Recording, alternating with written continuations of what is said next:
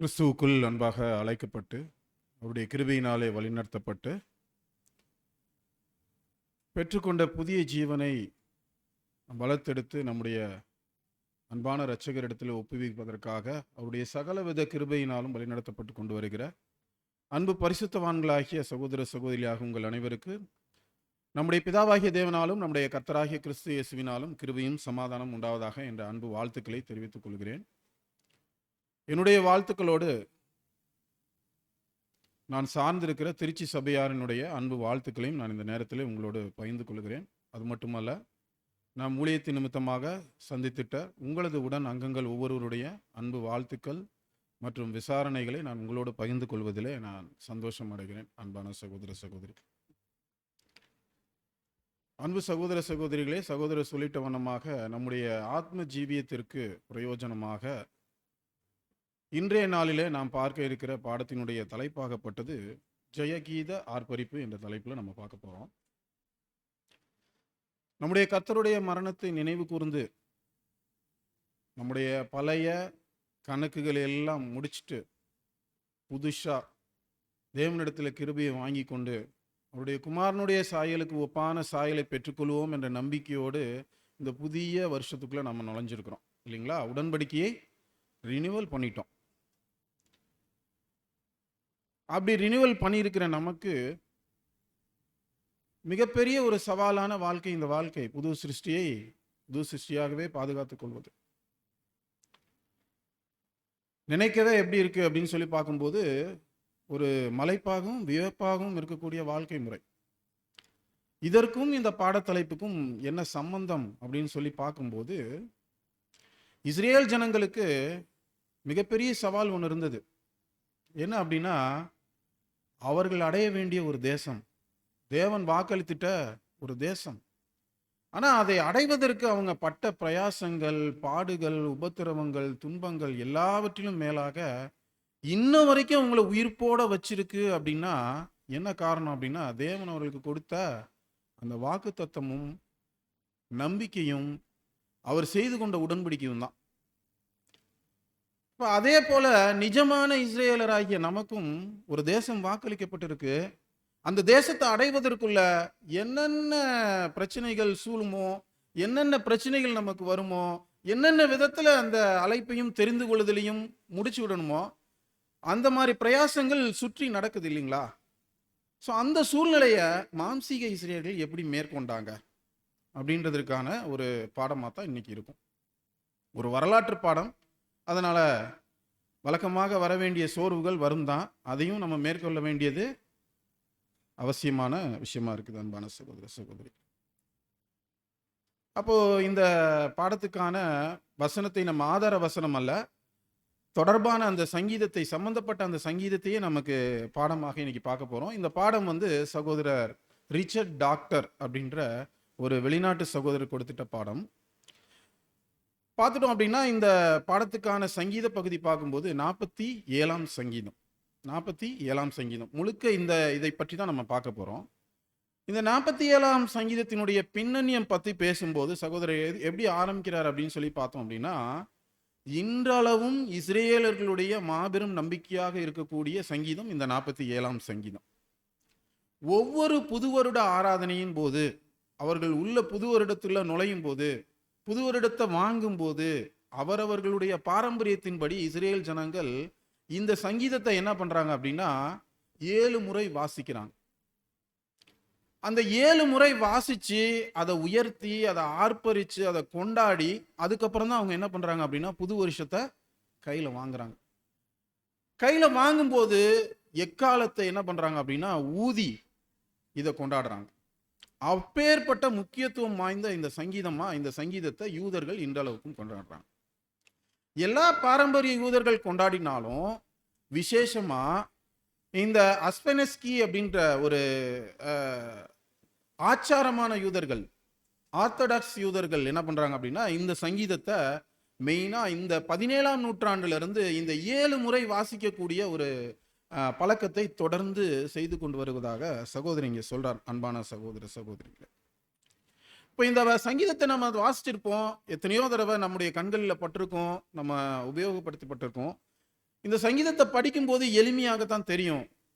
வழக்கம் போல நம்ம பார்க்குற சங்கீதம் போல தான் தெரியும். ஆனா இந்த சங்கீதத்தினுடைய பின்னணியத்தை சகோதரர் விளக்குறாரு. எப்பேற்பட்ட சூழ்நிலையில இந்த சங்கீதம் வந்து எழுதப்பட்டது அப்படின்றத புரிஞ்சு கொள்ளும்போது நமக்குள்ளே ஒரு எழுச்சி இந்த சங்கீதத்தின் மூலமாக வருது. அன்பான சகோதர சகோதரிகளே, அப்படி என்ன பின்னணியும் இந்த சங்கீதத்துக்கு இருக்கு அப்படின்னு சொல்லி நம்ம பார்க்கும்போது 2 விதமான பின்னணியை என்ன பண்றாங்க அப்படின்னா வேத வல்லுனர்கள் குறிப்பிடுறாங்க. ஒரு பின்னணி என்ன சொல்றாங்க அப்படின்னா, தேவனுடைய உடன்படிக்கை பற்றி பிடிக்கப்பட்ட போது ஜனங்கள் எல்லாரும் என்ன பண்றாங்க அப்படின்னா ஒரு சோர்வுக்குள்ளாக போயிடுறாங்க. நம்ம உடன்படிக்கை பற்றி பிடிபட்டுருச்சுன்னா என்ன ஆயிரும்? அவங்க போகக்கூடிய பாதையில பெரும் தடங்கள் ஏற்படும். அவங்களுடைய தேசம் தோற்றுரும். வெற்றி கிடைப்பதற்கு முழு ஒரு ஆதரவாக இருக்கக்கூடிய விஷயமா அது இஸ்ரேல் ஜனங்கள் எதை கருதுகிறாங்க அப்படின்னா உடன்படிக்கை பெட்டியை கருதுனாங்க. அப்ப பெட்டி பிடிக்கப்பட்டவன எல்லா ஜனங்களும் சோர்ந்து போயிடுறாங்க. அந்த சமயத்தில் எழுதப்பட்டதாக ஒரு பின்னணியும் அங்க சொல்றாங்க. இன்னொரு பின்னணியம் என்ன சொல்றாங்க அப்படின்னு சொல்லி பார்க்கும்போது, அசீரிய ராஜா எசேக்கியா ராஜாவுக்கு எதிராக எருசலேமை முற்றுகை போட்ட பொழுது இந்த சங்கீதம் எழுதப்பட்டது அப்படின்றத சொல்றாங்க. அப்ப பெரும்பாலான கருத்துக்கள் எதுக்கு ஒத்திசைவா இருக்குது அப்படின்னு சொல்லி பார்க்கும்போது, அசீரிய ராஜா எசேக்கியா ராஜாவினுடைய எருசலேம் பட்டணத்தை முற்றுகை போட்டு சவால் விட்ட போது எழுதப்பட்ட சங்கீதம், அதுக்கு பெரும்பாலும் இது என்ன பண்றது அப்படின்னா ஒத்திசைவா வருது அப்படின்றத அங்க சொல்றாங்க. அப்ப இந்த எதுக்காக இந்த சங்கீதம் எழுதப்பட்டது? முற்றுகை போடப்பட்ட பொழுதோ அல்லது உடன்படிக்கை பிடிக்கப்பட்ட பொழுதோ? நாம இன்னைக்கு பார்க்க போற பகுதி எதுல இருக்கு அப்படிங்க எப்படி பார்க்க போறோம் அப்படின்னு சொல்லி பார்க்கும்போது, அசீரிய ராஜா எசேக்கியா ராஜா ஆளுகிற பொழுது எருசலேம் பட்டணத்தை முற்றுகை போட்ட பொழுது எழுதப்பட்ட விதமாக இருக்கலாம் என்ற நோக்கத்தோடு இந்த பாடத்தை இன்னைக்கு நம்ம பார்க்க போறோம். அப்ப எதுக்காக இந்த சங்கீதம் பாடப்பட்டது அப்படின்னு சொல்லி பார்க்கும்போது, ஜனங்கள் என்ன பண்றாங்க அப்படின்னா சோர்ந்துடுறாங்க. ஏன் அப்படின்னா சோர்வுறதுக்கு காரணம் என்ன அப்படின்னு சொல்லி பார்க்கும்போது, அசீரிய ராஜாவினுடைய அந்த யுத்த முறை பார்க்கும் பொழுது சுத்தி இருக்கிற எல்லா ஜனங்களையும் அவர் என்ன பண்றாரு அப்படின்னா கொஞ்சம் கொஞ்சமா ஒரு தோசையை பிட்டு பிட்டு சாப்பிட்றது போல கொஞ்சம் கொஞ்சமா சுற்றி இருக்கிற பட்டணங்கள் எல்லாத்தையும் என்ன பண்ணிடுவார் அப்படின்னா பிடிச்சிடுவார். இப்போ சென்டர்ல மாட்டி இருக்கிறவங்களுக்கு என்ன தோணும்? சுத்தி எல்லாமே என்ன பண்ணிட்டாங்க? பிடிச்சிட்டாங்க. நமக்கு உறுதி தோல்விதான். நம்ம இப்போ அவங்க அடிமைப்பட்டு போக போறோம். அந்த ராஜா நம்மளை என்ன பண்ண போறாரோ தெரியாது அப்படின்னு. ஏன்னா அசீரியர்கள் ரொம்ப கொடுமையானவர்கள். அவர்களுடைய விஷயங்கள்லாம் பார்க்கும்போது இன்னைக்கும் நீங்க வலைத்தளங்கள்ல போய் அசீரிய படையெடுப்புகளை நீங்க வீட்டுல போய் பார்த்தீங்க அப்படின்னா வித்தியாசமான முறைகள்ல அவங்க என்ன பண்றாங்க அப்படின்னா யுத்தங்களை தொடுக்கிறாங்க. அந்த வகையில என்ன செய்வாங்க அப்படின்னா ஃபர்ஸ்ட் முற்றுகை போட்டுருவாங்க. முற்றுகை போட்டுட்டாங்க அப்படின்னா உள்ள இருந்து வெளியே போக முடியாது, வெளியே இருந்து உள்ளேயும் வர முடியாது. இப்போ அந்த காலத்துலலாம் ராஜ்யங்கள் எல்லாம் என்ன பண்ணியிருக்கோம் அப்படின்னா அலங்கத்தினால பாதுகாக்கப்படும். இது வரைக்கும் அலங்கம், இதுக்குள்ள ஜனங்க இருப்பாங்க. அது உள்ளாரக்க தானியங்களும் என்னென்ன தேவையோ அவசியமான விஷயங்கள், தண்ணீர், தானியங்கள் இதெல்லாம் என்ன பண்ணப்பட்டிருக்கும் அப்படின்னா சேமிக்கப்பட்டிருக்கும். அந்த தானியங்களும் உணவுப் பொருட்களும் இருக்கிற வரைக்கும் ஜனங்க என்ன பண்ணுவாங்க? உள்ள இருப்பாங்க. தீந்துருச்சுன்னா என்ன பண்ணணும்? அட்லீஸ்ட் குழந்தைகளுக்காவது ஏதாவது வாங்கணும்னு வெளியே வந்தாங்க. ஸோ இப்படி என்ன பண்ணுவாங்க அப்படின்னா பாதுகாப்பு யுக்தியை அவங்கள சோர்வடைய வச்சு அந்த ராஜ்யங்களை பிடிச்சிருவாங்க. இது ஒரு விதம். இன்னொரு விதம் என்ன அப்படின்னா அவங்க பிடிக்கிற ஜனங்கள்கிட்ட எப்படி பண்ணுவாங்கன்னா சண்டை, கத்தியின்றி ரத்தமின்றின்னு ஒரு யுத்தம் இருக்கும்ல சொல்லுவாங்க இல்லைங்களா? அது மாதிரி ராஜாவை பயன்படுத்திடுவாங்க. அவங்கள பயன்படுத்திட்டு ஜனங்கள்கிட்ட போய் என்ன பண்ணுவாங்கன்னா காம்ப்ரமைஸ் பேசுவாங்க. நீங்க உங்க ராஜாவை நம்பாதீங்க, உங்க ராஜா ரொம்ப தைரியசாலி மாதிரி நடிப்பாரு, அவர் இப்போதைக்கு பயந்துட்டு இருக்காரு, யுத்த வீரர்கள் யாருமே இல்லை, சண்டை போட்டு உங்களை எல்லாம் அழிச்சு நிர்மூலம் பண்ணி அதம் பண்ணி இந்த மண்ணை மற்றும் கைப்பற்றுறதுல எனக்கு எந்த பிரயோஜனமும் இல்லை. நான் என்ன நினைக்கிறேன் அப்படின்னா உங்களை எல்லாரையும் நல்லா வச்சுக்கணும் நான் நினைக்கிறேன். அதனால நீங்க ராஜாவுக்கு எதிராக கிளர்ச்சி செய்துட்டு ஏன் கூட கை கோர்த்துருங்க. உங்களோட தோட்டம் உங்களுக்கே இருக்கும், உங்களுடைய நிலம் உங்கள்கிட்டயே இருக்கும், உங்களோட வயல் உங்கள்கிட்டயே இருக்கும், நீங்க அறுவடை பண்ணிக்கலாம், நீங்க அதுல சாப்பிட்டுக்கலாம், சம்பூர்ணமா வாழ்ந்துக்கலாம், எந்த பிரச்சனையும் இல்லாம எங்ககிட்ட வந்துடுங்க, நான் உங்க ராஜாவை மட்டும் பிடிச்சிட்டு போய்க்கிறேன். இப்படிதான் அவர் என்ன பண்ணுவார் அப்படின்னா பிடிப்பார். அப்போ இந்த மாதிரி பிடிக்கப்பட்ட எப்படியோ இந்த மாதிரி பலவிதமான விஷயங்களை சொல்லி அந்த ராஜ்யங்களை பிடிச்சு என்ன பண்ணிடுவார் அப்படின்னா இதெல்லாம் வசமா பேசி ஜனங்கள் ஒத்துக்கிட்டாங்க அப்படின்னா என்ன பண்ணிடுவோம் அப்படின்னா, அந்த ஜனங்கள அந்த தேசத்துல வைக்க மாட்டாங்க. அவங்க எல்லாத்தையும் என்ன பண்ணுவாங்க அப்படின்னா, வேற ஒரு அவங்க பிடிக்கப்பட்ட தேசத்துல மாத்திருவாங்க. ஏன் அப்படின்னா, இங்கேயே உட்கார வச்சாங்கன்னா, அவங்க என்ன பண்ணுவாங்க அப்படின்னா, இது என்னோட தேசம். எனக்கு பட்டா இருக்கு. எனக்கு பத்திரம் இருக்கு. இதுக்கெல்லாம் எனக்கு ப்ரூஃப் இருக்கு. அப்படின்ற மாரி பேசுவதற்கு, மறுபடியும் கிளர்ச்சி செய்வதற்கு என்ன இருக்கு? ராஜாவுக்கு எதிராக கிளர்ச்சி, சொந்த ராஜாவுக்கு எதிராக கிளர்ச்சி செய்த ஜனங்கள், நாளைக்கு நமக்கு எதிரா என்ன பண்ணுவாங்க?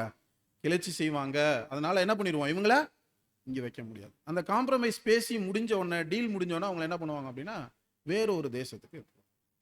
இப்போ இந்த அரசவை முறைகள் எல்லாம் பார்க்கும்போது ஆளுநர் வைக்கிறாங்க பார்த்தீங்களா, கவர்னர். அவங்களோட ஆளுங்க. யார் ஆட்சி செய்றாங்களோ, இப்போ சென்ட்ரல் கவர்மெண்ட்னா அவங்களோட கவர்னர் யார் இருக்காங்க? நம்ம தமிழ்நாடு அரசவையில யார் இருக்காங்க? ஆளுநர் இருப்பாங்க, தலைமை செயலாளர் இருப்பாங்க. இதெல்லாம் யாரோட ஆளுங்க? சென்ட்ரல் கவர்மெண்டோட ஆளுங்க. சென்ட்ரல் கவர்மெண்ட்டுக்கு எதிரா யாராவது இங்க ஸ்டேட் கவர்மெண்ட்ல செயல்படுறாங்க அப்படின்னா, அந்த இன்ஃபர்மேஷன் எங்க போகும்? அங்க போகும். இந்த மாதிரி உளவாளிகள் எல்லாத்தையும் வச்சு, உளவு பார்க்குற வேலையெல்லாம் எங்கிருந்து வந்தது அப்படின்னு கேட்டா அப்படின்னா, இந்த அசீரிய கவர்மெண்ட்ல இருந்து, அசீரிய ராஜாக்களினுடைய ஒரு அரசவை முறை. அன்பான சகோதர சகோதரிகள், அப்போ ஜனங்களை என்ன பண்றாங்க அப்படின்னா, ஜனங்கள் உறுதியா இருக்கிறாங்க, ராஜாவையும் கர்த்தரையும் நம்பி இருக்கிறாங்க. அப்படிப்பட்ட சூழல்ல ஒரு முற்றுகையை யாரு போடுறா அப்படின்னா, அசீரிய ராஜா வந்து என்ன பண்றாரு அப்படின்னா போட்டுறாரு. அப்போ இந்த முற்றுகையின் போது ஜனங்களை சோர்விலிருந்து மீட்கத்தக்கதா, ஏன்னா கடைசி ஒரு நம்பிக்கை இருந்துச்சு, அந்த நம்பிக்கை என்ன ஆயிடுச்சு? போயிடுச்சு. அப்ப ஜனங்கள் இயல்பாவே என்ன ஆயிடுவாங்க? சோர்வாயிருவாங்க.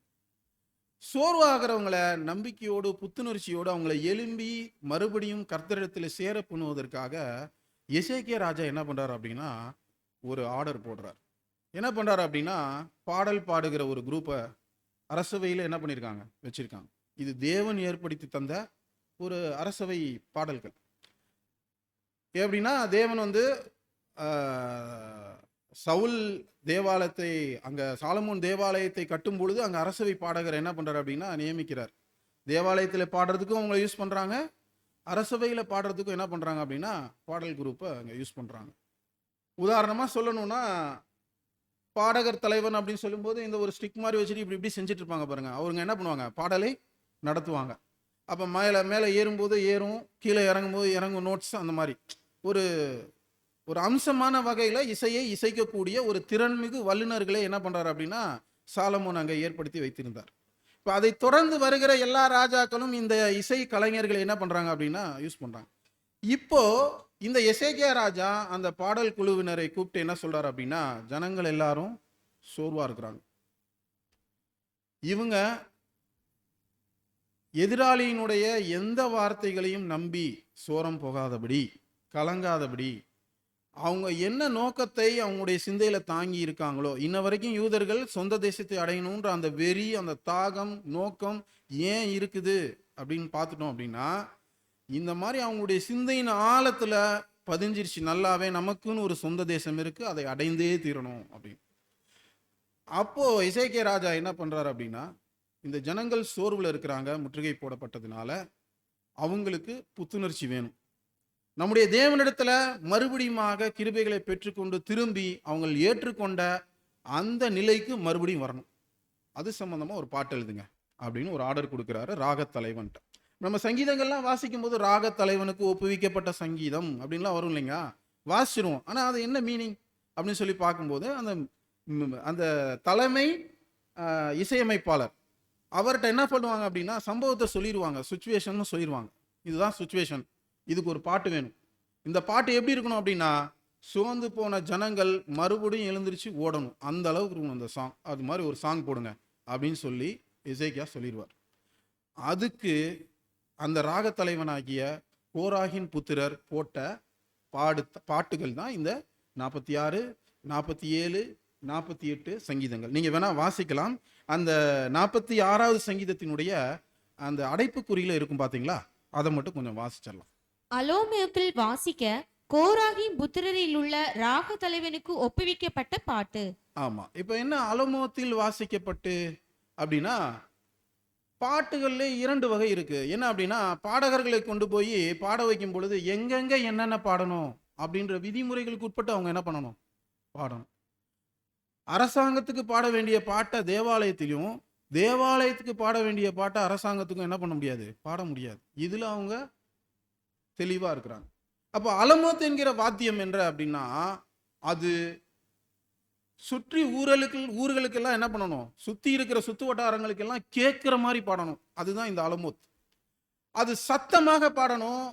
ஊர்ல உள்ள ஜனங்கள்லாம் என்ன நடக்குது அப்படின்றத புரிந்து கொள்ளக்கூடியதாக இருக்கும் இந்த பாடல். இப்ப நம்ம ஊர்கள்லாம் ஒரு சத்தம் கேட்டுச்சுன்னா என்ன பண்றோம், எங்கேயோ யாரோ செத்து போயிட்டாங்க அப்படின்றத நம்ம புரிஞ்சுக்கணும் இல்லைங்களா?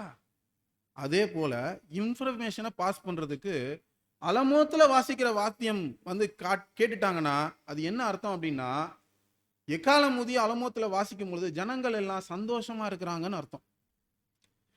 அப்போ அலமோத்துல வாசிக்க சொல்லி இந்த பாட்டை என்ன பண்றாரு அப்படின்னா இந்த ராக தலைவன் ரெடி பண்றார். அப்போ இதை பார்க்கும் பொழுது தேவாலயத்துல வாசிக்கக்கூடிய பாடல் அலமோத்துல வாசிக்க மாட்டாங்க. அதுக்கு என்ன சொல்றார் சகோதரர் அப்படின்னா ஹிம் அப்படின்னு சொல்றார்.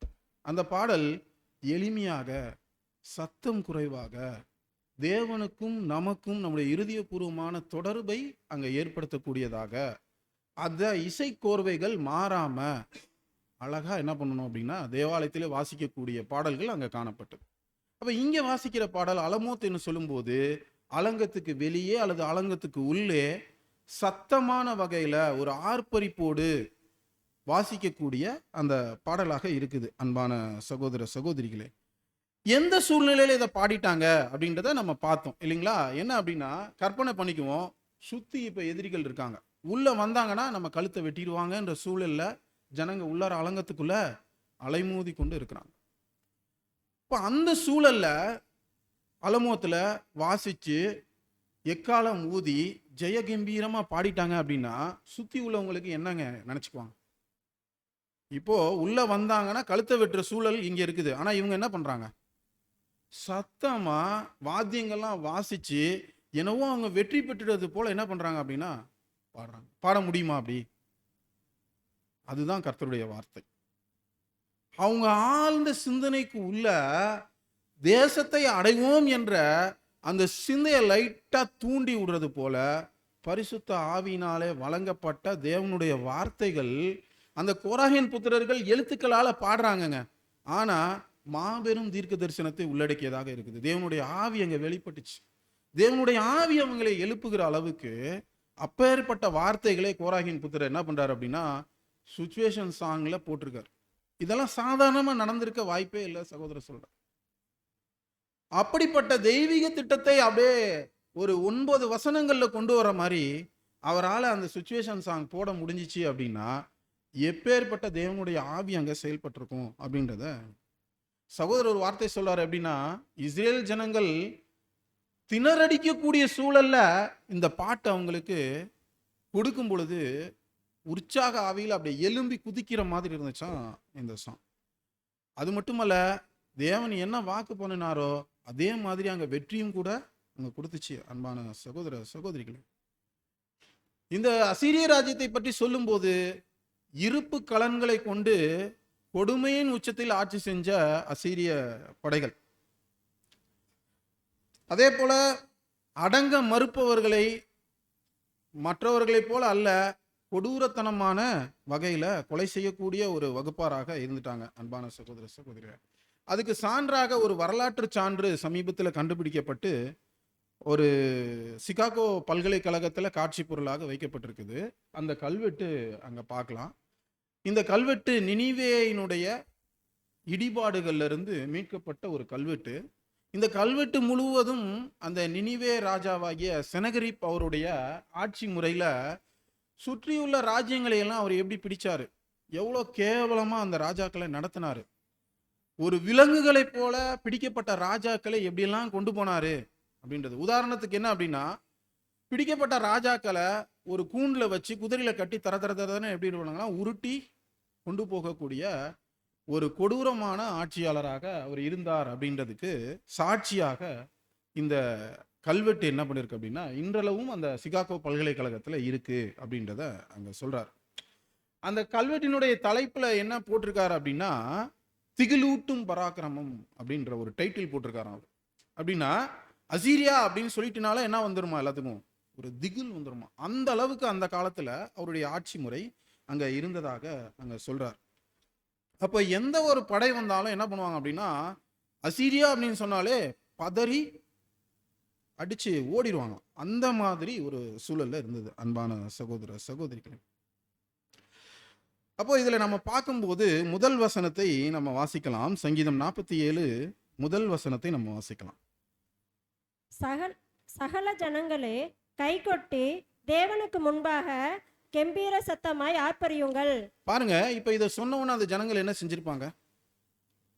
கம்பீரமாய் ஆர்ப்பரியுங்கள் அப்படின்னு சொல்லும்போது கம்பீரமாக அவங்க ஆர்ப்பரிச்சிருப்பாங்க. அன்பான சகோதர சகோதரிகளே, இதுல என்ன சொல்லப்பட்டிருக்கு அப்படின்னா, அங்க இருக்கிற இஸ்ரேல் ஜனங்களை பத்தி மட்டும் பேசல இந்த தீர்க்க தரிசன வசனம். சகல ஜனங்களே அப்படின்னு. ஒரு காலம் வரப்போது, அந்த காலத்துல எல்லாரும் கர்த்தரை அறிந்து கொள்வார்கள். எல்லா ஜனங்களும் கர்த்தரை அறிந்து அவருடைய குணலட்சணங்களை, இன்றைக்கு தவறாக காட்டப்பட்டு கொண்டிருக்கிற பிதாவினுடைய குணலட்சணம் எப்படிப்பட்டது, எவ்வளவு மிக நேர்த்தியானது என்பதை எல்லா ஜனங்களும் அறிந்து ஒரு நாள் என்ன பண்ண போறாங்க? கைகொட்டி அவரை ஆர்ப்பரிக்க போறாங்க அப்படின்றத பத்தி பேசு.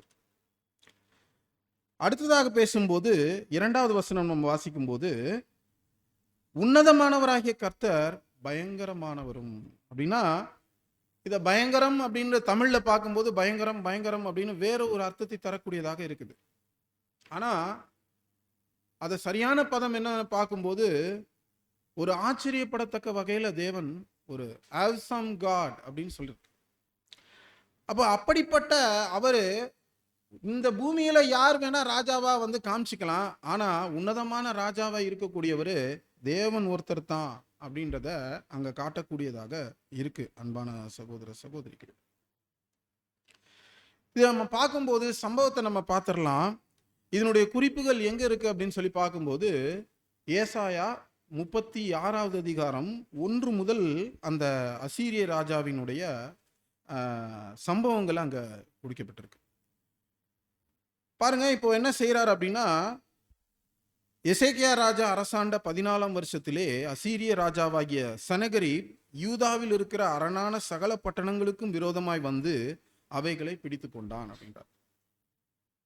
அப்ப யூதாவை மாத்திரம் அங்க பிடிக்கல, மற்ற எல்லா அரணான பட்டணங்களும் என்ன பண்ணிட்டாரு? பிடிச்சிட்டார். இப்ப என்ன பண்றாரு அப்படின்னா, அசீரிய ராஜா செனகரிப் என்ன பண்றாரு அப்படின்னா, அவர் அங்க ராஜ்யத்தில் இருந்துக்கிறாரு. ஆனா ஒரு தூதர் என்ன பண்றாரு அப்படின்னா அனுப்புறாரு. அந்த தூதரனுடைய பெயர் என்ன அப்படின்னா ரப்சாக்கே. இந்த ரப்சாக்கே வராரு, வந்து என்ன பண்றாரு அப்படின்னா, ஒரு உயரமான இடத்துல, எல்லாரும் துணி துவைக்கக்கூடிய இடத்துல, அலங்கத்தில் இருக்கிறவங்களுக்கும் தெரியணும், பொது ஜனங்களுக்கும் தெரியணும், இவங்களுக்கெல்லாம் நிக்கிற மாதிரி என்ன பண்றாரு அப்படின்னா வந்து நிக்கிறார். எப்படின்னா ஒரு பெரிய படையோட வந்து நின்ட்டார். பெரிய படையோட வந்து நின்று எல்லாரையும் கவனத்தை தன் பக்கம் கொண்டு வர மாதிரி ஒரு பெரிய சத்தம் விடுறார். பெரிய சத்தம் விடும்போது இவர் இங்க எதிரி நாட்டு படையிலேருந்து தூதுவர் வந்திருக்காங்கன்னு இந்த அரண்மனையிலேருந்து, எசேக்கியா அரண்மனையிலேருந்து 2 பேர் என்ன பண்றாங்க அப்படின்னா அவரை எதிர்கொண்டு போறாங்க பேசுவதற்காக. அப்போ அங்க என்ன பேசுறாரு அப்படின்னு சொல்லி பார்க்கும்போது, அசீரிய ராஜாவாகிய மகாராஜாவானவர் உரைக்கிறதும். 4வது வசனம் வாசிக்கலாம் சகோதரி. 4ஆம் வசனம்.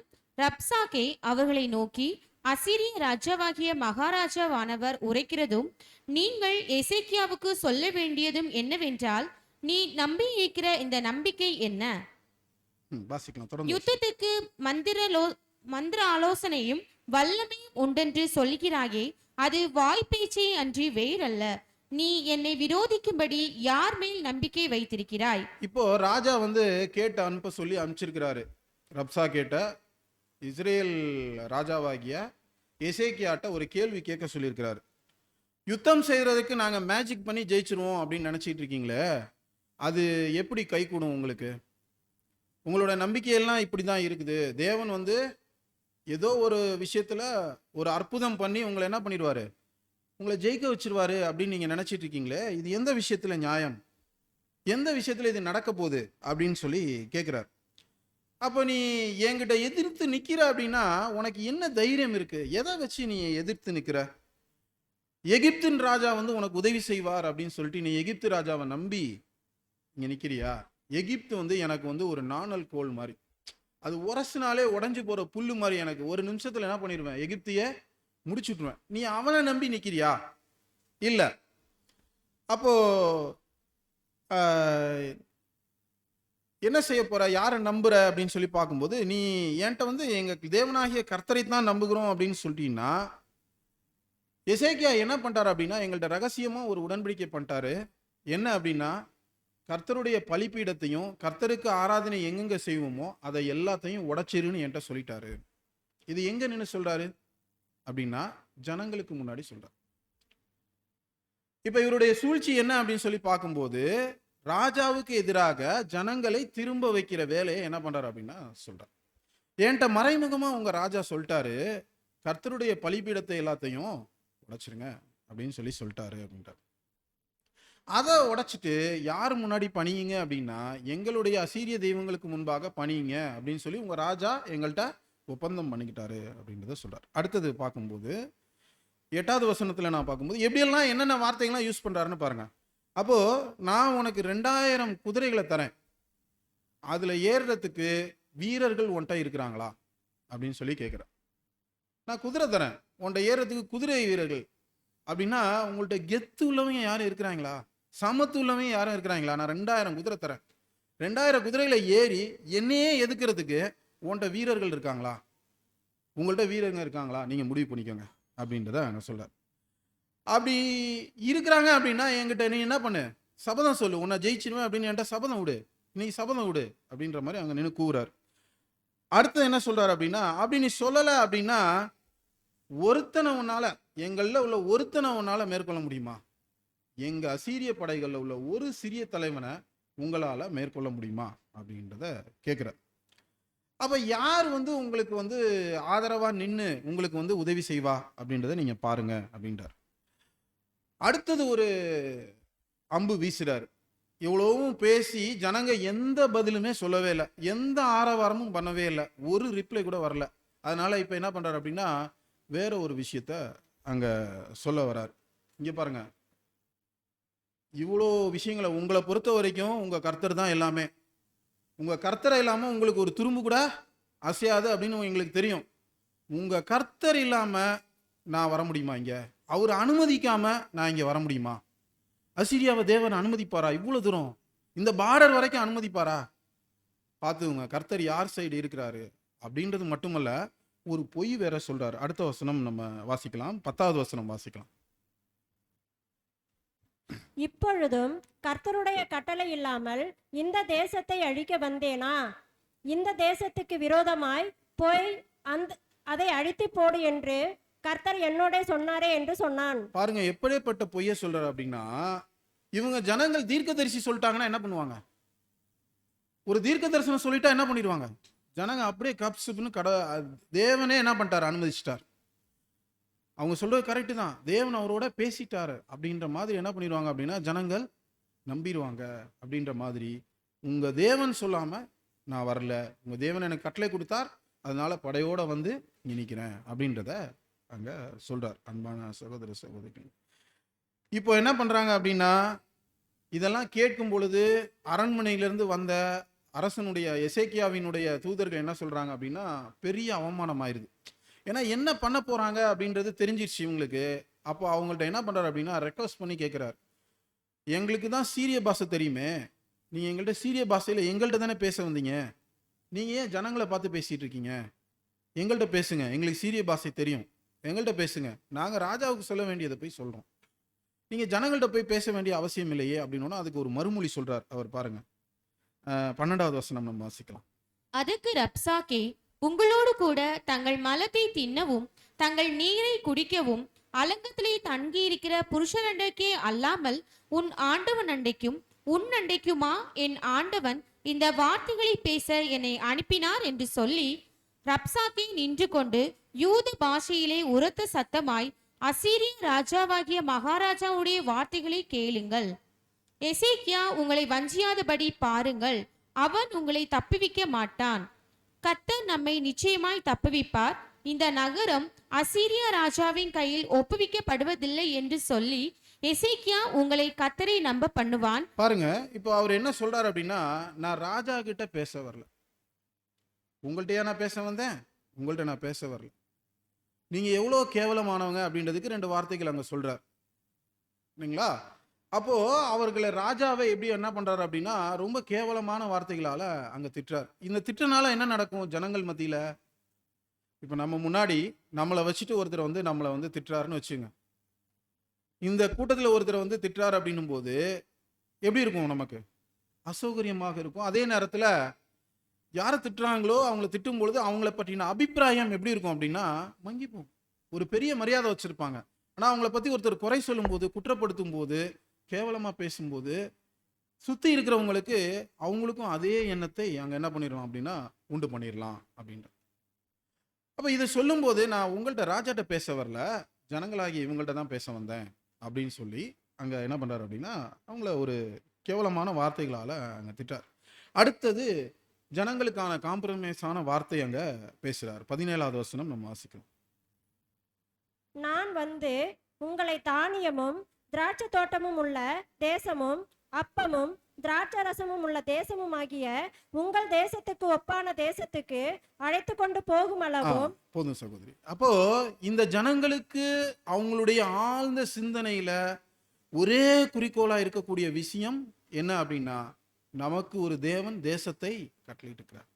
இந்த தேசம் அப்படின்றது அவங்களுடைய மனநிலைய நல்லா புரிஞ்சுட்டு என்ன பண்றாரு அப்படின்னா, உங்களுடைய தேசத்துக்கு இணையான ஒரு தேசத்துக்கு நானே என்ன பண்ணுவேன், உங்களை கூட்டிட்டு போக. உங்க கர்த்தர் என்ன வாக்கு பண்ணியிருக்கிறாரோ அதே மாதிரி டிட்டோ எல்லாமே அதே மாதிரி தான் இருக்கும். அவர் எப்படி உங்களுக்கு வாக்குத்தத்தம் கொடுத்திருக்காரு? பால் ஓடுதா, அங்கே பால் ஓடும். தேன் ஓடுமா, அங்கே தேன் ஓடும். எல்லாமே உங்க கர்த்தர் எப்படி சொல்லியிருக்கிறாரோ அதே மாதிரி ஒரு தேசத்துக்கு அழைத்து கொள்ளலாம்னு நான் நினைச்சிட்டு இருக்கேன். நான் பிளான் பண்ணிட்டேன்.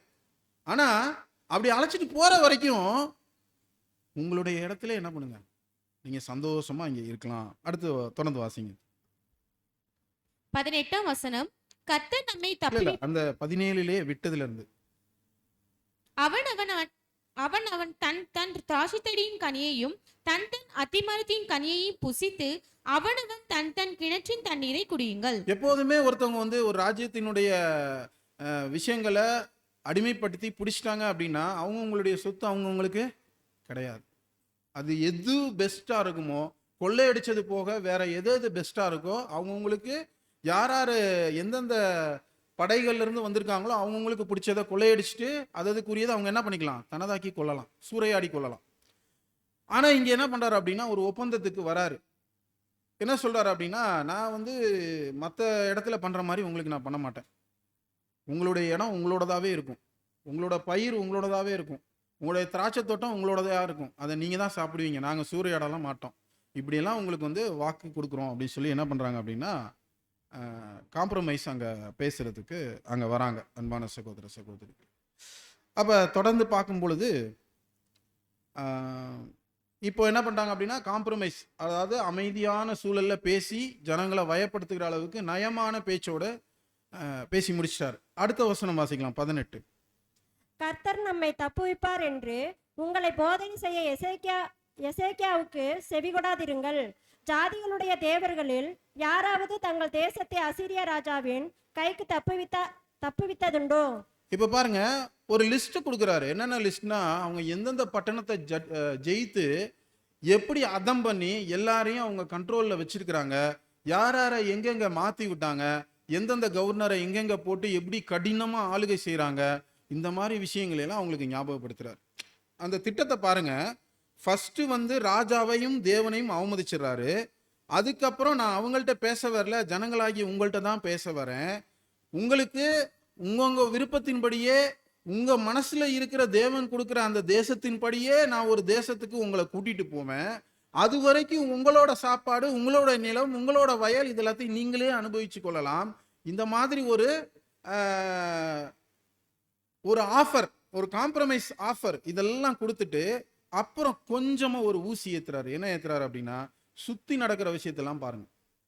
எந்தெந்த ராஜாவை எப்படி எப்படி நான் பிடிச்சு எப்படி எப்படி எல்லாம் காட்சி பொருளா வச்சிருக்கிறேன் அப்படின்றதெல்லாம் பாருங்க. இவங்களையெல்லாம் தப்பு வைக்காத அவங்கவுங்க தேவன் உங்களை மட்டும் தப்புவிக்க உங்க தேவன் வந்துருவாரா அப்படின்ற மாதிரி ஒரு கேள்வி கேட்கிறார். 18 வாசிக்கலாம் சகோதரி. கர்த்தர் நம்மை தப்புவிப்பார் என்று உங்களை போதை செய்ய எசேக்கியாவுக்கு செவிகொடாதிருங்கள். ஜாதிகளுடைய தேவர்களில் யாராவது தங்கள் தேசத்தை அசீரியா ராஜாவின் கைக்கு தப்புவித்ததுண்டோ? ஆமாத் அர்பாத் பட்டணங்களின் தேவர்கள் எங்கே? செப்பர் வாயிமின் தேவர்கள் எங்கே? அவர்கள் சமாரியாவை என் கைக்கு தப்புவித்ததுண்டோ? கர்த்தர் எருசலேமை என் கைக்கு தப்புவிப்பார் என்பதற்கு அந்த தேசங்களுடைய எல்லா தேவர்களுக்குள்ளும் தங்கள் தேசத்தை என் கைக்கு தப்புவித்தவர் யார் என்று ராஜா சொல்லுகிறார் என்றான். பாருங்க, இப்போ ஒரு லிஸ்ட்டை கொடுத்துட்டார். அப்போ எப்படியெல்லாம் ஜனங்களுக்கு முன்னாடி அவங்களுடைய மனமடிவை உண்டாக்கி அல்லது அவங்களுக்கு ஒரு வியக்கத்தக்க ஒரு ஆஃபரை கொடுத்து அவங்கள பிடிக்கணுமோ, இவ்வளோ ஆப்ஷன் கொடுத்துட்டார் அவருக்கு. இந்த எத்தனை ஆப்ஷன்ல எதுலையாவது ஒன்றுலையாவது இவங்க என்ன பண்ணிடுவாங்க அப்படின்னா மடங்கடிக்கப்படலாம் அப்படின்னு சொல்லிட்டு என்ன பண்றாரு அப்படின்னா இவ்வளோ விஷயத்தையும் பேசுறார். ஆனா இந்த ஜனங்கள் செய்த ஒரே விஷயம், அதுக்கு முன்னாடியே எசேக்கியா ராஜா ஜனங்கள்கிட்ட என்ன சொல்லிடுவார் அப்படின்னா, எதிராளி படையிலேருந்து வருவாங்க, என்ன வேணா பேசுவாங்க, என்ன ஆஃபர் வேணா உங்களுக்கு கொடுப்பாங்க, ஆனா நீங்க அவங்களுக்கு கொடுக்க வேண்டிய ஒரே பதில் மௌனம். என்ன பண்ணக்கூடாது? எதுவுமே பேச.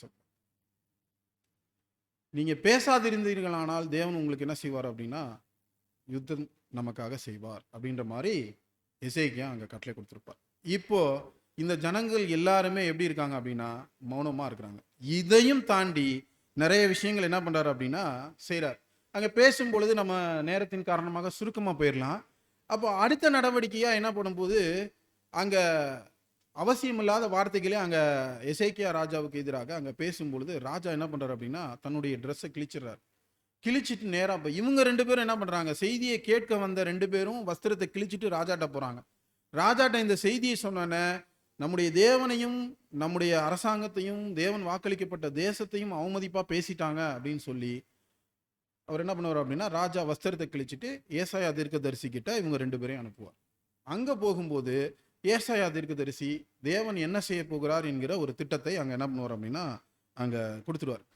கொடுத்த உடனே அதை வாங்கிக்கிட்டு அந்த நம்பிக்கையோட ராஜா என்ன பண்ணுவார் அப்படின்னா இந்த 36-37க்கு இடைப்பட்ட சம்பவம் தான் இந்த பாடல் எழுதக்கூடிய சம்பவம். அப்போ இந்த கோராகின் புத்திரர் கையில ஒப்புவிக்கப்பட்ட இந்த பாடலை, அந்த சுச்சுவேஷன் பாடலை அவங்க நல்லா அழகா தேவனுடைய ஆவியோடு எழுதி அங்க இசைக்கும் பொழுது ஜனங்கள் எல்லாம் என்ன பண்ணுவாங்க அப்படின்னா ஆர்ப்பரிப்போட அங்க கம்பீரிப்பாங்க.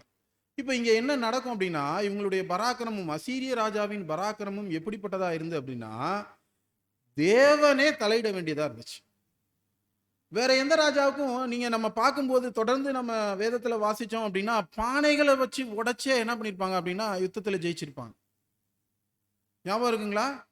கிதியோன் பார்க்கும்போது பானையை சும்மா வச்சு உடைச்சி அந்த யுத்தத்துல எதிராளியை வீழ்த்தி ஜெயிச்சிருப்பாங்க. இந்த மாதிரி அவங்கவுங்களே சின்ன சின்ன விஷயங்களை செய்வதற்கு தேவன் அனுமதி கொடுத்திருந்தாரு. ஆனா அசீரிய படையெடுப்புல யாரே நேரடியா தலையிட வேண்டியது இருந்தது? தேவனே தலையிட வேண்டியது. ஏன்னா 1,85,000 பேரை ஒரே இரவில் கொல்ல வேண்டியது இருந்தது. யார் கொன்னா? தேவனே கர்த்தருடைய தூதனை அனுப்பி 1,85,000 பேரை கொல்ல வேண்டிய அளவுக்கு அசீரிய படை எப்படி இருந்துச்சான் அப்படின்னா ஒரு மூர்க்கமான படையாக அங்க இருந்தது அப்படின்றத அங்க சொல்றார். அன்பான சகோதர சகோதரிகளே, அப்போ இப்படிப்பட்ட விஷயங்களை நம்ம பார்க்கும்போது நம்முடைய வாழ்க்கை பரம தேசத்தை நாடுகிறோம் என்கிற விஷயத்துல நாம இந்த அழைப்புக்குள்ளாக ஓடி வருவோம். சாதாரணமானதாக இருக்குதா? ஆனா இப்ப இருக்கிற எதிர்ப்புகள் நமக்கு எதிர்ப்புகள் போல தோன்றாமல் இருக்கலாம். இந்த பாடத்தை இன்னொரு தலைப்புல சொல்லணும் அப்படின்னா உளவியல் ரீதியான பாதிப்புகள். இன்னைக்கு இருக்கிற உலகத்துல நேரடியாக எதிர்கொள்ளாமல் மறைமுகமாக இத்தகைய சம்பவங்களை செய்வதுதான் இந்த உலகத்தின் எதிராளியினுடைய மிகப்பெரிய விஷயமா இருக்கு. நம்மிடையே ஒரே சிந்தையை தலையிலே ஏற்றி உடன்படிக்கையின் ஜீவியத்தை முழுமையாக கர்த்தருடைய தேவனுடைய குமாரனுடைய சாயலுக்கு ஒப்பான சாயலுக்கு நாம முயற்சிகளை ஏறெடுக்கணும் அப்படின்னு நோக்கத்தோடு வாழுகிற வகையில வாழ முயற்சிகள் நம்ம எடுக்கும்போது அன்றாட வாழ்க்கையில நம்மை சுற்றி என்ன நடக்குதுன்றத கொஞ்சம் கவனிச்சு பார்க்கணும். இன்னைக்கு இந்த உலகம் உண்மைக்கு மாறானதாக இருக்குது. நேர்மைக்கு மாறானதாக இருக்குது. அது சின்ன சின்ன விஷயங்கள், இதெல்லாம் ஒரு விஷயமா அப்படின்ற பார்க்குற மாதிரி தான் இருக்கும்.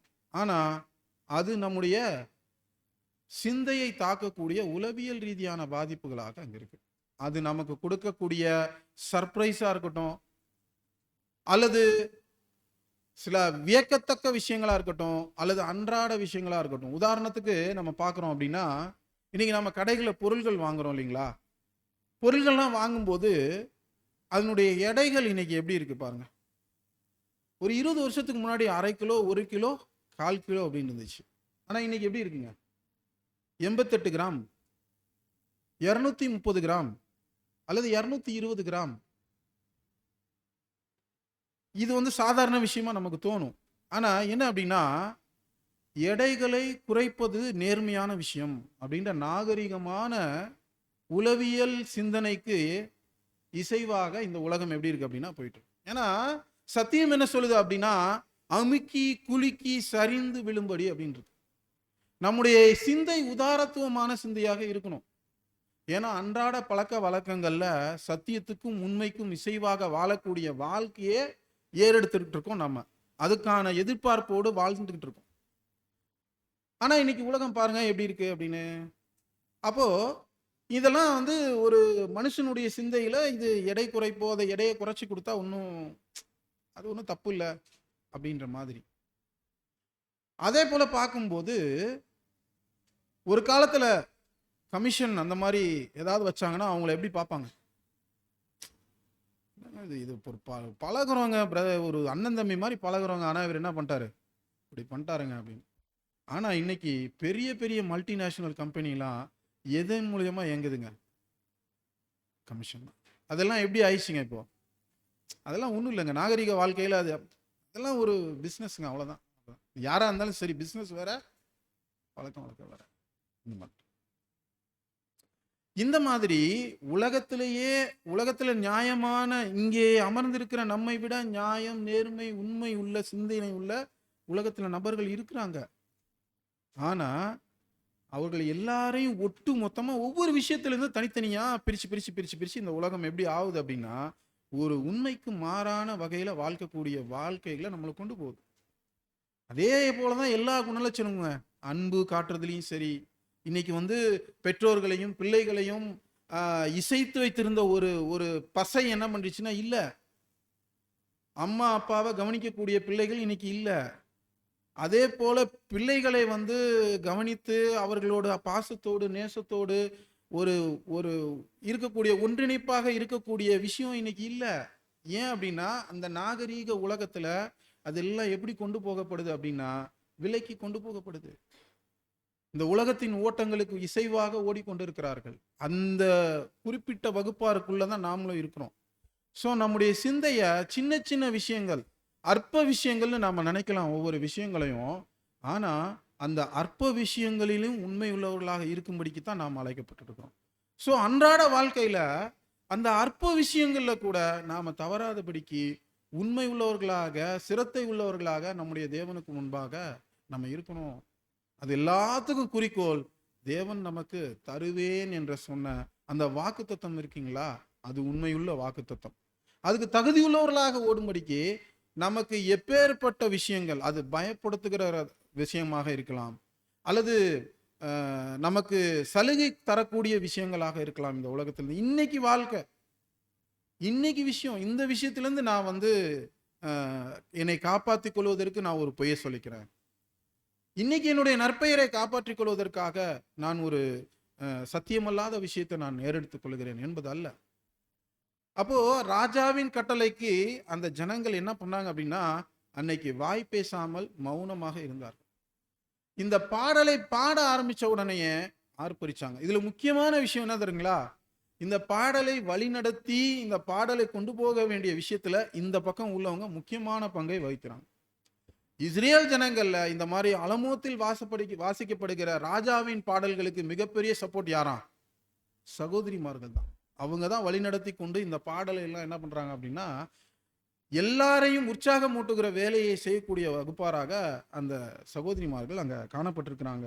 அன்பான சகோதர சகோதரிகளே, சகோதரிகளை சொல்லும் போது அந்த தெய்வீக திட்டத்தின் முழுமையை உடையக்கூடிய சங்கீதமாக இந்த சங்கீதம் இங்க காணப்பட்டிருக்கு அப்படின்றத சொல்றார் அன்பான சகோதர சகோதரிகளே.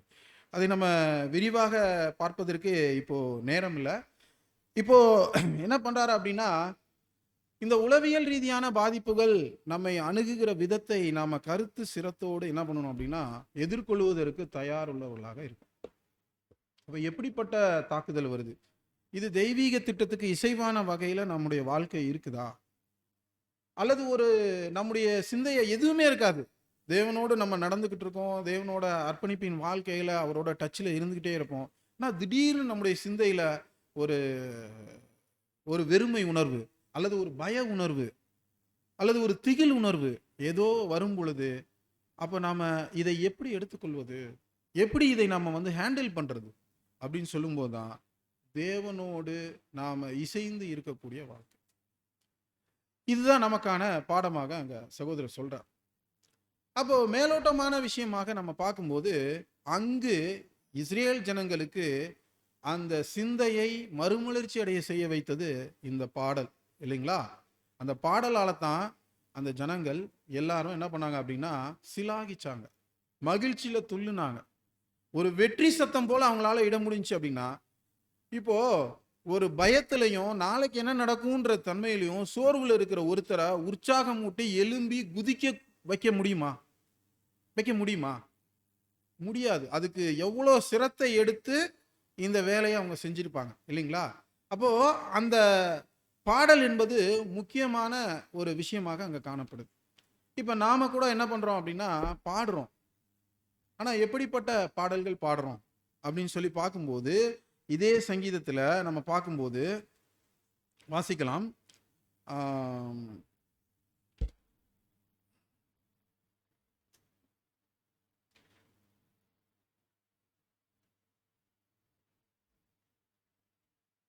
இந்த சங்கீதங்கள்ல பார்க்கும்போது போற்றி பாடுங்கள், போற்றி பாடுங்கள், போற்றி பாடுங்கள் என்று ஒரு வார்த்தை அடிக்கடி வருகிறது. சரிங்களா? இப்போ அதோடு கூட இன்னொரு வார்த்தை என்ன வருது அப்படின்னா கருத்துடனே பாடுங்கள் அப்படின்ற வார்த்தை வருது. அப்ப நம்ம போற்றி பாடுறோம். நம்ம சாதாரணமாக ஆராதனைகளிலும் அல்லது தனியாகவும் என்ன பண்றோம் அப்படின்னா பாடல்கள் பாடுறோம். ஆனா கருத்துடனே பாடுகிறோமா? அந்த தேவனுக்கும் நமக்குமான ஒரு தொடர்போடு நாம அந்த பாடல்களை அங்க பாடுகிறோமா அப்படின்னு. அதாவது என்ன சொல்றாரு அப்படின்னா சகோதரர், ஒரு பாடல் பாடுகிறோம் அப்படின்னா அதுல உள்ள கருத்து, அதுல உள்ள புரிதல், அதோடு சேர்ந்து நாம் அவரோடு உள்ள தொடர்பையும் ஏற்படுத்தி கொண்டு பாடுகிறது அந்த கருத்தோடு பாடுவது அப்படின்றத சொல்ற. இந்த பாடல்கள் என்பது முக்கியம் அப்படின்றது எப்போ கண்டறியப்பட்டது அப்படின்றது சொல்றாரு சகோதரர். இந்த சபை வரலாறுல மார்ட்டின் லூத்தர் தனியா அந்த கதவுகள்ல அடிச்சார் இல்லைங்களா, கொள்கைகளை அடிச்சு பிரிச்சு கொண்டு வந்தோன்னா முதல் வேலை என்ன பண்ணாராம் அப்படின்னா இந்த ஜனங்கள் சோர்வுல இருக்கிறாங்க, இந்த ஜனங்கள் சோர்வுல இருக்கிற ஜனங்களுக்கு மறுமலர்ச்சியை உண்டு பண்ணணும்னா பாடல்களை ஏற்படுத்தணும் அப்படின்னு என்ன பண்ணார் அப்படின்னா, இந்த காலத்துக்கு முன்னாடி எப்படி இருந்துச்சான், தேவ ஜனங்கள் வருவாங்க, அந்த பேசுகிறார் இல்லைங்களா, இப்படி அவர் பேசுகிறத கேட்பாங்க, மௌனமா உள்ள வரணும், மௌனமா வெளியே போகணும், ஆராதனை முடிஞ்சிச்சு. இப்படிதான் இருந்துச்சான். இதை பார்க்கும்போது இந்த சங்கீதத்தின் குறிப்புகளை பார்க்கிறாரு மார்ட்டின் லூத்தர். அப்ப என்ன பண்றாரு அப்படின்னா ஜனங்கள் சோர்வுல, தேவ ஜனங்கள் சோர்வுல ஒரு நிலைத்தடி மாதிரி இருக்கிற சூழ்நிலையில அவங்கள நெறிப்படுத்தணும், அவங்கள ஒரு உருப்படுத்தணும் அப்படின்னா என்ன பண்ணணும் அப்படின்னா பாடல்கள் வேணும் அப்படின்றத கருத்துல கொண்டு இந்த இந்த சங்கீதத்தின்படி என்ன பண்றாரு அப்படின்னா பாடல் தலைவன், பாடல் குழு, இன்னைக்கும் சிஎஸ்ஐ டிஎல்சி இந்த இது சர்ச்சில் எல்லாம் பார்த்தீங்கன்னா அந்த பாடல்களை வரிசையா நின்று பாடக்கூடிய ஒரு வரிசை எங்க கிடைச்சது அப்படின்னு சொல்லி பார்க்கும்போது இதுல தான் கிடைச்சது. அதுக்கப்புறம் தான் பாடல்களே சபைகள்ல இடம்பெற்றது அப்படின்றாரு. அதுக்கு முன்னாடி மௌன ஆராதனை தான், யாருமே எதுவுமே பேசக்கூடாது, உள்ள வரணும், மௌனமா அவர் பேசுறதை கேட்கணும், மௌனமா என்ன பண்ணிடணும், போயிடணும். அப்படிதான் இருந்திருக்கு. அப்ப இதை உருவாக்கணும் உடனே ஜனங்கள் உண்மையாலுமே என்ன பண்ணியிருக்காங்க அப்படின்னா மறுமலர்ச்சி அடைந்து தேவனோடு ஐக்கியப்படுறதுல அதிக தொடர்பு கிடைச்சிருக்கு அப்படின்றத அவங்க சொல்றாங்க அன்பான சகோதர சகோதரிகளே. ஆனா நமக்கு வித்தியாசமானது, நாம மெய் வழிபாட்டை கண்டடையணும் அப்படிங்கிறார். அவர்களை போல அல்ல, அவர்கள் பாடிடலாம். ஏன்னா இசை பாடல்கள் அப்படின்றது அந்த தன்மை மாறாமல் இருப்பதை குறிக்குது. சகோதரர் ரசல் சொல்லும்போது என்ன சொல்றாருன்னா ஹார்மனைஸ் அப்படின்றாரு. அப்படின்னா ஒருத்தருக்கு அந்த இசை குறிப்புகள் ஒண்ணுக்கு ஒண்ணு தொடர்பு இல்லாம இருந்துச்சு அப்படின்னா அந்த பாடல் ஒழுங்கானதாக இருக்காது, கேட்கக்கூடியதாக இருக்காது.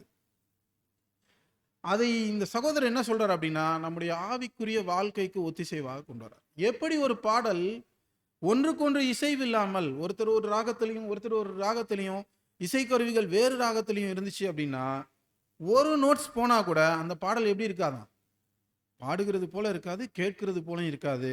நோக்கம் என்ன, மறுமலர்ச்சியையும் உந்தி தள்ளக்கூடிய விஷயத்தையும் செய்ய வேண்டிய பாடல்கள் அதை செய்யாதோ, அதே போல நம்முடைய வாழ்க்கையும் உடன்படிக்கைக்கு இசைவாக, நம்முடைய தேவனுடைய வாக்குகளுக்கு இசைவாக, வார்த்தைகளுக்கு இசைவாக இல்லை இந்த வாழ்க்கை அப்படின்னா அது பாடலாக இருக்காது. அதாவது என்ன சொல்ல வர்றார் அப்படின்னா வாழ்க்கை என்பது ஒரு பாடல். அவர்களைப் போல நம்ம வாயால பாடக்கூடியதை இங்க பத்தி பேசல சகோதரர். வாழ்க்கையால இசைவாக தேவனுடைய உடன்படிக்கை, தேவனோடு செய்து கொண்ட உடன்படிக்கைக்கு இசைவான வாழ்க்கை வாழக்கூடிய பாடலாக நம்முடைய வாழ்க்கை அங்க இருக்கணும் அப்படின்றத அங்க சொல்றார் அன்பான சகோதர சகோதரிகளே. அப்போ இந்த பாடல் பார்க்கும்போது ஒவ்வொரு விஷயத்தையும் சகோதரர் சொல்லும்போது சேலா அப்படிங்கிற வார்த்தை இந்த சங்கீதத்துல வருது. அப்போ சேலா என்று சொல்லும்போது எல்லாரும் இன்றைக்கு பெயர் சபை அமைப்புகளை பாடும்போது பார்க்குறோம் இல்லைங்களா, நம்ம பார்த்துருப்போம், நிறைய பெயர் சபை அமைப்புலேருந்து வந்திருப்பீங்க. ஒரு கட்டுப்பாடற்ற நிலைமையில பாடுவதை குறித்து இங்கே சொல்லப்படவில்லை. இவங்க சொல்லும்போது இதுதான் சொல்லுவாங்க, வேதத்தில் இப்படி இருக்கே அப்படி இருக்கே, அப்படி பாடியிருக்காங்க, ஆடி பாடியிருக்காங்க, நடனம் ஆடி பாடியிருக்காங்க, இல்லை இசைவோடு தான் பாடியிருக்காங்க அப்படின்றதுக்கு இந்த சங்கீதம். சேலா அப்படின்ற வார்த்தை சொல்லும்போது நிறுத்தி நிதானமா ஒரு நிமிஷம் எல்லாரும் அப்படியே மௌனமாயிருவாங்க. என்ன கருத்து பாடப்பட்டிருக்கிறோ அந்த கருத்தை தங்களுடைய சிந்தையில ஓட வைத்து அதுக்கு இசைவாக அப்படியே என்ன பண்ணிடுவாங்க அப்படின்னா சேலா என்று சொல்லப்படும் போது அப்படியே அமைதி ஆயிரும், நோட்ஸோடு அமைதி ஆயிரும். அப்போ தறிக்கட்டு இருப்பதல்ல, இசைவான வாழ்க்கையை அந்த சங்கீதமானது நமக்கு என்ன பண்ணியிருக்கு அப்படின்னா உபயோகப்படுத்துது. அடுத்து சொல்லும்போது இதுல மஸ்கீல் எனும் சங்கீதம் அப்படின்றது 32ஆம் சங்கீதத்துக்கு கூட சொல்லப்பட்டிருக்கு. மஸ்கீல் என்ற சங்கீதம் சொல்லும்போது என்னன்னா போதக சங்கீதம் அப்படின்றது அதுல வரும். அது என்ன அப்படின்னா ஒருத்தர் நடக்க வேண்டிய வழிகளை சொல்லித் தருவதற்காக உபயோகப்படுத்தப்பட்ட அந்த சங்கீதம், அதாவது டாக்ட்ரினல் சாம்ஸ். அது ஒரு உபதேசத்தை குறிக்கக்கூடிய வகையில அங்க இருக்கு. இப்படிப்பட்ட உபதேச வார்த்தை வெளிப்படுத்தின விசேஷத்துல வருது. என்ன அப்படின்னா நமக்கு தெரியும், அவர்கள் புது பாட்டை பாடுவாங்க, அந்த பாட்டை வேற யாராலையும் என்ன பண்ண முடியாதான், பாடக்கூடாது இருந்தது அப்படின்ற ஒரு பாடலை சொல்றாரு. அப்படின்னா அந்த பாட்டு சத்தமிட்டு பாடுறாங்க, ஆனா அது எதிர்த்தாப்புல உள்ளவங்களுக்கு புரியலையா அப்படின்னா இல்லை. என்ன அப்படின்னா இசைவான வாழ்க்கையை அவங்க வாழ்ந்திருக்காங்க அப்படின்றது. அவங்கள தவிர வேற யாரும் என்ன பண்ணல, அந்த இசைவான வாழ்க்கை அங்க வாழல. அன்பான சகோதர சகோதரிகளே, ஆக சகோதரர் இங்க என்ன சொல்றாரு அப்படின்னு சொல்லி பார்க்கும்போது இப்படிப்பட்ட இந்த ஒரு எதிரிகளினுடைய பயங்கரமான சூழல்ல, அது பயப்படத்தக்க சூழலாக இருந்தாலும் சரி, காம்ப்ரமைஸ் பேச சூழலாக இருந்தாலும் சரி, அல்லது ஆஃபர் நிறைய கொடுக்கக்கூடிய வேலையாக இருந்தாலும் சரி, இந்த உலகத்தின் அப்ரோச் அப்படிதான் இருக்கும். நமக்கு தனிப்பட்ட வாழ்க்கையில நாம் ஒவ்வொருத்தரும் சிந்திச்சு பார்க்கலாம். நம்முடைய அனுதின வாழ்க்கையில, நம்முடைய உடன்படிக்கையின் வாழ்க்கையில நாம ஒரு விஷயத்தை கருத்தோடு நம்முடைய சிந்தையில நிறுத்தி அதற்காகவே நம்ம வாழணும் அப்படின்னு முடிவெடுத்து வாழும்போது எப்படிப்பட்ட சூழல்கள் நம்மை சுற்றி நெருங்கி நிற்கிறது என்பதை நாம என்ன பண்ணணும் அப்படின்னா நிதானமாக பகுத்து பார்க்கணும். அதுக்காக நேரம் ஒதுக்கணும். அதுக்காக நம்ம நேரம் ஒதுக்குறோமா? இப்போ நம்முடைய உடன்படிக்கையின் வாழ்க்கைக்காக அந்த நேரத்தை நாம பயன்படுத்தணும். அப்ப ஒதுக்கி பார்க்கும் பொழுது சுற்றி இன்னைக்கு முழுவதுமாக என்னென்ன நடந்தது, நம்முடைய உடன்படிக்கையின் வாழ்க்கையை சீர்குலைப்பதற்கு அல்லது அழித்து போடுவதற்கு எப்படிப்பட்ட ஒரு வாய்ப்புகள் நமக்கு சுற்றி சூழ வைக்கப்பட்டது எதிராளியால் அல்லது நம்முடைய கூடையே பயணிக்கக்கூடியவர்களாக எப்படி என்பதை நாம ஜாக்கிரதை உள்ளவர்களாக அங்க பார்க்கும் பொழுது தான் நாம் அதை கண்டே பிடிக்க முடியும். அப்ப அதை கண்டுபிடிக்கும் பொழுது அதிலிருந்து வெளியே வருவதற்கு எளிமையான விஷயம். சில விஷயங்களை நம்ம பிரம்மாண்டமா நம்மளால முடியாது, எதுவுமே பண்ண முடியாது, நாமளா முடிவு கட்டி கொண்டு இருக்கிற சூழல்ல எளிமையாக எப்படி இந்த பாடல்களால ஒரு ராஜ்யத்தை ஜெயிச்சாங்களோ எளிமையான விஷயத்துல முடிச்சிட்டாங்க. சுத்தி எவ்வளவு போராடி இருக்காங்க, இருப்புரதங்களுக்கு எதிராக போராடி ரத்தத்தையும் அவருடைய குழந்தைகளையும் பிள்ளைகளையும் தாய்களையும் இழந்து போன சுத்தியுள்ள யூத ராஜ்யங்கள் 10 ராஜ்யங்கள் இழந்திருக்கு. ஆனா யூதா பென்யமின் ராஜ்யம் மீதம் இருந்தது. அவங்களுக்குள்ள மீதம் இருந்தது விசுவாசமும் தேவன் மேல் இருந்த நம்பிக்கையும் கூட. அதனால தான் எளிமையான வகையில தேவன் அந்த 10 ராஜ்யங்களே பார்த்து சோறு ஊட்டுறல.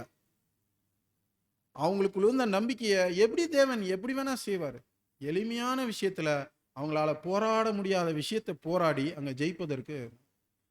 அன்பு சகோதர சகோதரிகளே, நமக்கும் கூட எளிமையான விஷயங்களால தேவன் வெற்றி கிடைக்க பண்ணுவார். நம்முடைய வாழ்க்கையின் போக்கை மாற்றுவார், நம்முடைய சூழலை மாற்றுவார். தேவன் நமக்கு அதுக்கு வாக்குத்தத்தம் கொடுத்திருக்கிறார். முக்கியம், நாம கைவிடாது இருக்க வேண்டியது தேவனோடு செய்து கொண்ட அந்த உடன்படிக்கையை இசைவோடு பார்த்து கொள்வது. இன்னொரு வகையில சொல்லணும்னா, பாடலாக பாடுவது என்பது உடன்படிக்கை வாழ்க்கையால இசைவோடு காணப்படுவது. அன்பான சகோதர சகோதரிகள், எனவே நம்முடைய வாழ்க்கையின் சூழல்ல, இந்த உலகத்தின் சூழல்ல நமக்கு எதிராக தொடுக்கப்படும் அம்புகளுக்கு எதிராக நாம் சோர்ந்து போக அவசியமில்லை, கலக்கமடைய அவசியமில்லை. அங்கிருந்து வரக்கூடிய இம்மைக்கான இந்த இம்மைக்குரிய பிரயோஜனங்களையோ வாழ்க்கை முறைகளையோ நாம யோசித்து பார்க்க தேவையில்லை, அவைகளை விரும்ப தேவையில்லை.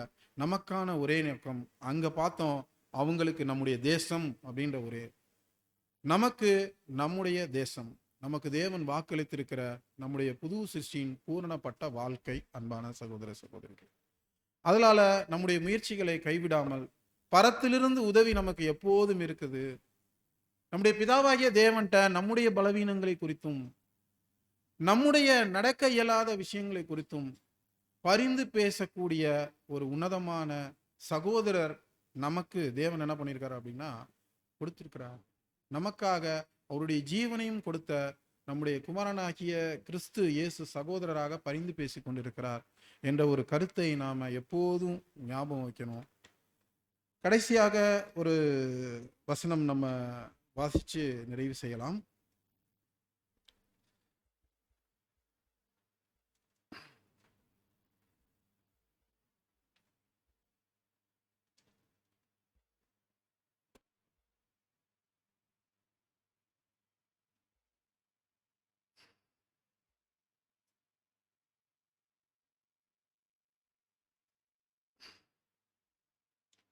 எபேசியர் 5:19 வாசிக்கலாம். சங்கீதங்களினாலும் கீர்த்தனைகளினாலும் ஞான பாட்டுகளினாலும் ஒருவருக்கொருவர் புத்தி சொல்லிக் கொண்டு உங்கள் இருதயத்தில் கர்த்தரை பாடி கீர்த்தனம் பண்ணி. ஆமா, நமக்கு கொடுக்கப்பட்ட எளிமையான ஒரு விஷயம் இதுதான். வார்த்தைகளினாலும் இசைகளினாலும் மட்டுமல்ல, நம்முடைய வாழ்க்கைகளினாலும் வாழ்ந்து மற்ற சகோதர சகோதரிகளுக்கு இசையின் இசைவாகிய இந்த உடன்படிக்கையின் வாழ்க்கையை நாம் என்ன பண்ணுவோம் அப்படின்னா உணர்த்தி காட்டுவதற்கு உள்ள முயற்சிகளை நாம் ஏறெடுப்போமாக. பொறுமையோடு கேட்ட உங்கள் அனைவரையும் தேவன் தாமே ஆசீர்வதிப்பாராக. ஆமென்.